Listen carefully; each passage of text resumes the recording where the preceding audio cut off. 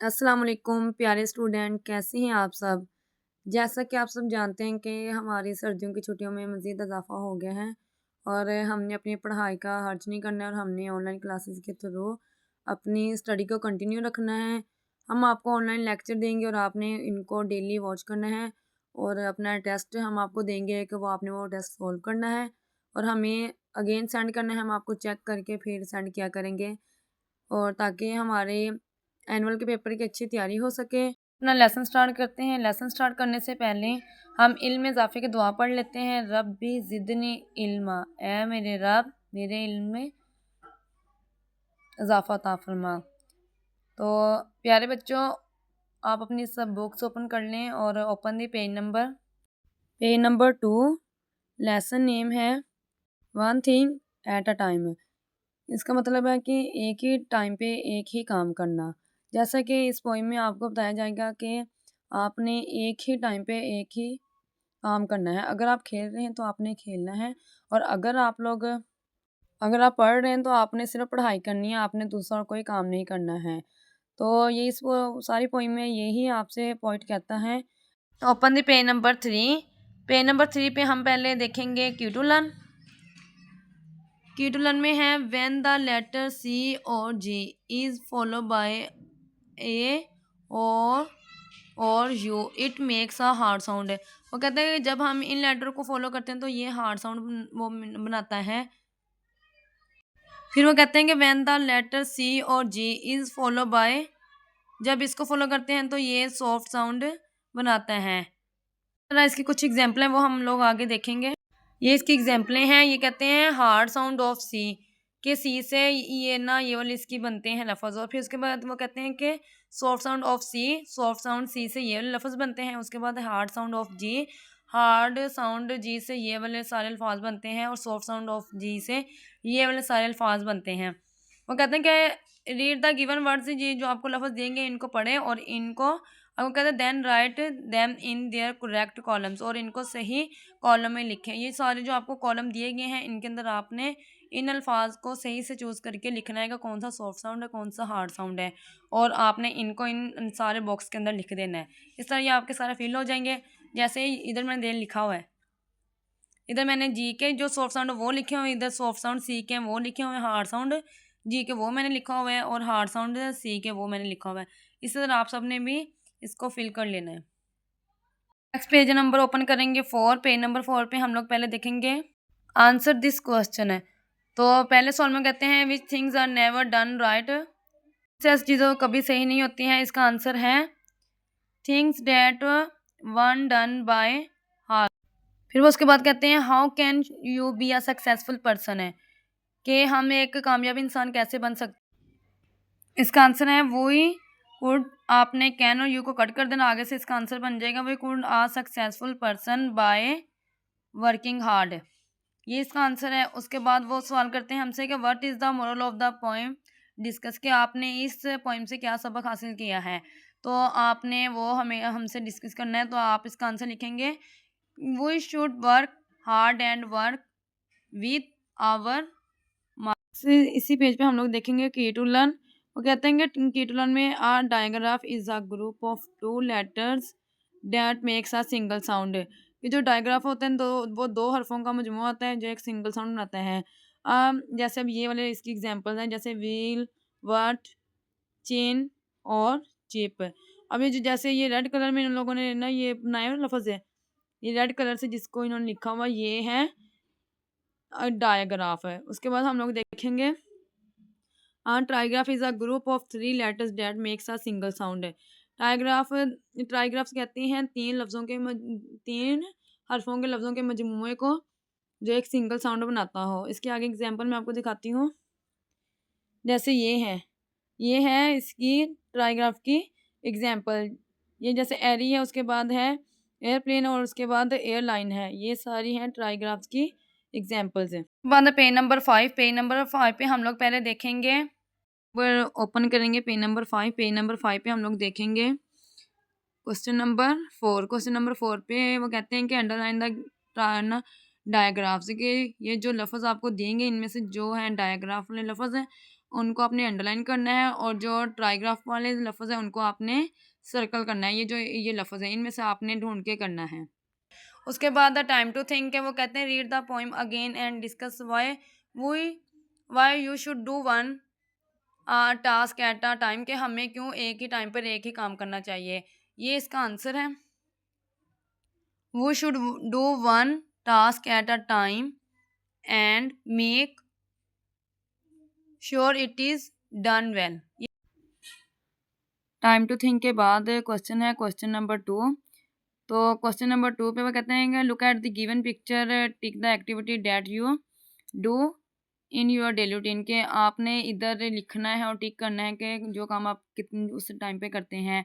तो अब इधर जैसे है कि ये बाजी ड्राइंग कर रही हैं, तो ड्राइंग करने का टाइम तो लिख दिया है कि मैंने 4 PM। फिर उसके बाद है कि जब आप सुबह उठते हो और उठ के स्कूल के लिए रेडी होते हो, तो वो टाइम लिखना है कि आप सुबह कितने बजे उठते हो। तो ये लिख दिया है कि 6:30 AM। फिर उसके बाद आप कब खाते हो, तो ये इसके नीचे लिखना है, टाइम लिखना है आपने। फिर उसके बाद आप कब खेलते हो, कितने बजे खेलते हो, ये टाइम लिखना है। आप रात कितने बजे सोते हो। ऐसे ही आपने सारा क्वेश्चन सॉल्व कर लेना जैसे ये इधर मैंने सॉल्व किया हुआ है। क्वेश्चन है कि आस्पेक्ट ऑफ लैंग्वेज, कि आपने ये जो आपको लफ्ज़ दिए गए हैं आपने इनके उर्दू में मायने बताने, जैसे इधर मैंने लिखा हुआ है। तो यूज़फुल का मायने हो जाएगा मुफीद। उसके बाद है माइट का मायने होगा ताकत। नेक्स्ट होगा रूल का होगा उसका मायने होगा उर्दू में असूल। और उसके बाद है मूवमेंट्स का उर्दू में मायने आ जाएगा लम्हात। और ट्राइफ्लेट अवे का आ जाएगा ज़ाया करना। आपने अपनी वोकैबलरी सारी सॉल्व कर लेनी है, जैसे इधर मैंने ये सारा सॉल्व करके इधर लिखा हुआ है। टीटुलन वो कहते हैं कि rhyming words have the same ending sound. Rhyming words उन्हें कहते हैं जिनकी एंडिंग साउंड सेम होती है।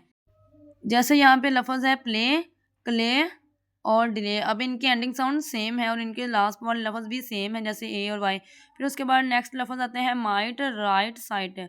ऐसे आप लोगों ने अपनी बुक्स पे भी सॉल्व कर लेना है, ठीक है। पेज नंबर 6 में हम लोग देखेंगे कीडुलन में हम लोग देखेंगे naming words are also called nouns, के नेम वाले लफ्ज़ों को हम नाउन्स कहते हैं। जैसे किसी चीज़ का नाम होता है, शख्स का नाम होता है, जगह का नाम होते हैं। ये इसके कुछ एग्जांपल्स हैं। जैसे इधर लिखा हुआ है हज़रत मोहम्मद सल्लल्लाहु अलैहि वसल्लम was the most honest person in the world.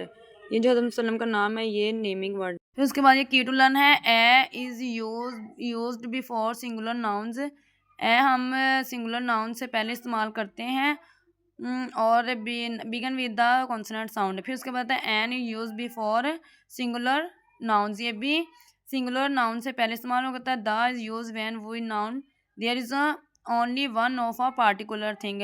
ये पार्टिकुलर थिंग के साथ इस्तेमाल होगा।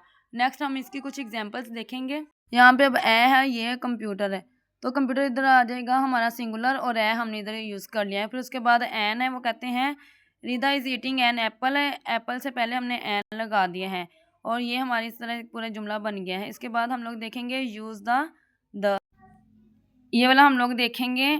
इधर से आपको अच्छी समझ आ जाएगा। वो कहते हैं I am going to the park in our neighbourhood. फिर वो कहते हैं कि द इधर उन लोगों ने इस वजह से इस्तेमाल किया कि ये जो पार्क है ना ये एक पार्टिकुलर है, तो उसने ये जो इन्होंने पार्क से पहले लगाया है द, ये इधर इस वजह से इन्होंने ये आर्टिकल इधर ये यूज़ किया है द।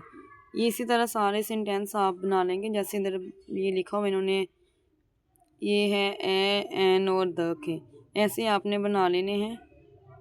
पेज नंबर 7 पे question number 4 circle the correct articles in given sentence है, कि वो जो कहते हैं आपको जो जुमले दिए गए हैं इन पे करेक्ट आर्टिकल्स लगाएं। जैसे अब इधर मैंने ये सोल्व किया हुआ है। जैसे how far is dash, the आएगा का एन आएगा, तो इधर इसका करेक्ट आंसर आएगा द। इसी तरह आपने ये जो मैंने टिक लगाई इसी तरह आपने इधर से देख के सारी अपनी बुक को अच्छी तरह सोल्व कर लेना है। ये सारे जो सेंटेंसेस हैं इनको आपने सोल्व कर लेना है। उसके बाद हम लोग देखेंगे एडजेक्टिव। एडजेक्टिव के पहले हम लोग कीटुलन देख लेंगे। कीटुलन में वो कहते हैं words that tell us more about a noun और प्रोनाउन आर कॉल्ड एडजेक्टिव्स, है कि जो एडजेक्टिव होते हैं वो आपको नाउन और प्रोनाउन की खूबी या खामी को बताते हैं। जैसे इसकी कुछ एग्जांपल्स है, मैं आपको दिखाती हूँ। ये देख, वो कहते हैं कि Ali is a hard working boy, के अली एक मेहनती लड़का है। अब ये जो हार्ड वर्किंग है ना ये इसकी एक सिफ्त है और ये इसका एडजेक्टिव है इसका। फिर उसके बाद वो कहते हैं सना इज़ एन इंटेलिजेंट गर्ल, कि ये जो सना ये वाली है ये बाजी ये इंटेलिजेंट है, कि वो एक बहुत सही नहीं, ये इसकी एडजेक्टिव है। नेक्स्ट क्वेश्चन है क्वेश्चन नंबर 6। क्वेश्चन नंबर 6 में हम लोग देखेंगे कि वो कहते हैं कि write two adjective about the given pictures and use them in sentence of your own in your notebook. आपने इस पिक्चर में से ये जो है ना एडजेक्टिव वो आपने बताने हैं। तो पहले हम लोग इस पार्क वाली पिक्चर को देखेंगे, ये गार्डन वाली पिक्चर को। इसमें हम लोग बताएंगे कि एडजेक्टिव क्या है। तो हम लोग इधर लिखेंगे the garden is beautiful, these flowers are fresh. और फिर उसके बाद हम लोग लिखेंगे ये वाला कि sparrow sit on the green tree. ये जो ग्रीन ट्री है ना ये इसकी एडजेक्टिव है। और यहाँ पे ये जो है ना फ्रेश फ्लावर ये इसकी एडजेक्टिव है और ब्यूटीफुल है। फिर उसके बाद नेक्स्ट हम लोग थर्ड पिक्चर पे देखेंगे। थर्ड पिक्चर में वो कहते हैं कि द पार्क ब्यूटीफुल प्लेस, के पार्क बहुत खूबसूरत जगह है। इस तरह हम लोग ये तीनों पिक्चर को सॉल्व कर लेंगे। आगे नेक्स्ट हम लोग देखेंगे पेज नंबर 8 पे हम लोग पहले देखेंगे कीटुलन देखेंगे the first letter of the first word of a sentence is always capital, के किसी भी जुमले का पहला जो लफ्ज़ होगा उसको हम हमेशा उसको बड़ा लिखेंगे। जैसे इधर लिखा उन्होंने कैपिटलाइजेशन है कि रीड द गिवन सेंटेंस, इनको पढ़े। जैसे वो कह रहे हैं इधर कि शी वाज बोर्न इन मार्च, के शी बाजी के लिए इन्होंने शी इस्तेमाल किया है तो शी इन्होंने एस लगा दिया है। ऐसा अगर हम लोग छोटा लगाएंगे तो हमें समझना, इन्होंने एस लगा के इसको कैपिटलाइजेशन कर दिया। फिर आगे वो कहते हैं कि मार्च, अगर हम लोग मार्च के एम लगा लेते तो हमें ना पता चलता है कि क्या लफ्ज़ बनता है। अब इन्होंने इधर एम लगा दिया है, कैपिटल लिख दिया है, तो इसका मतलब है कि ये अब लफ्ज़ बना है मार्च, के बाजी मार्च में पैदा। इसकी ये सारी एग्जांपल्स हैं, ये इनको आपने अच्छी तरह देख लेना है और पढ़ लेना है, ठीक है। आगे मैं आपको बताती हूँ, आगे हम लोग इसके देखेंगे। नेक्स्ट इसका ये देखें, ये क्वेश्चन नंबर कहता है कि पंक्चुएट करना और रीराइट करना, आपने इनको दोबारा लिखना और कैपिटलाइजेशन को करेक्ट यूज़ करना है। माई अब एम इधर उन्होंने स्मॉल लिखा, अब हम इसको ऐसे कट करके एम कैपिटल लिख लेंगे। तो इधर मैं आपको बताती हूँ कि एम कैपिटल लिख दिया। आगे वो कहते हैं my friend will come on Saturday, तो ऐसा हमने इसका कैपिटल लिख दिया है, स्मॉल था तो हमने इसको कट करके कैपिटल लिख दिया। ऐसे आपने सारे सॉल्व कर लेने हैं। Extra key to learn words with more than one syllable are called multi syllable words. जो बहुत सारे लफ्ज़ों से मिलकर बनते हैं वो कहलाते हैं मल्टी सिलेबल। इनके आगे मैं आपको कुछ एग्जांपल दिखाऊँ। राइटिंग में है वो कहते हैं कि read the given multi syllable words.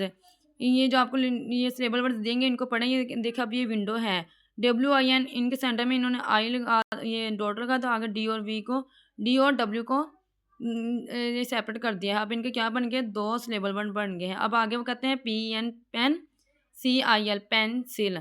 अब इन्होंने इनके सेंटर में सी से पहले इन्होंने डॉट लगा दिया और इसके कितने बन गए, ये सिलेबल वर्ड 2 बन गई है। इसी तरह आपने ये सारे सिलेबल वर्ड्स करने हैं। वो नीचे वो एक और क्वेश्चन है वो कहते हैं राइट 5 मल्टी सिलेबल वर्ड्स है, या आपने 5 सिलेबल वर्ड्स बनाने हैं ऐसे ये बनाने। नेक्स्ट क्वेश्चन है कि राइट 5 मल्टी सिलेबल वर्ड्स, कि आपने 5 सिलेबल वर्ड्स बनाने हैं। तो पहला लफ्ज़ मैंने इधर बनाया है, ऐसे आप लोगों ने बनाना है। जैसे ये देखिए इन्होंने कहा है कि मंकी, MONKEY मंकी, ये देखिए। अब इसके 2 सिलेबल वर्ड बन रहे हैं, MON, इनको सेंटेंस में अगर डॉट लगा दें 2 बन जाएगा। आगे वो कहते हैं गार्डन, के GARDN गार्डन, तो इसके भी 2 बनते हैं। इसी तरह आपने ये सारे सिलेबल वर्ड्स बना लेने हैं।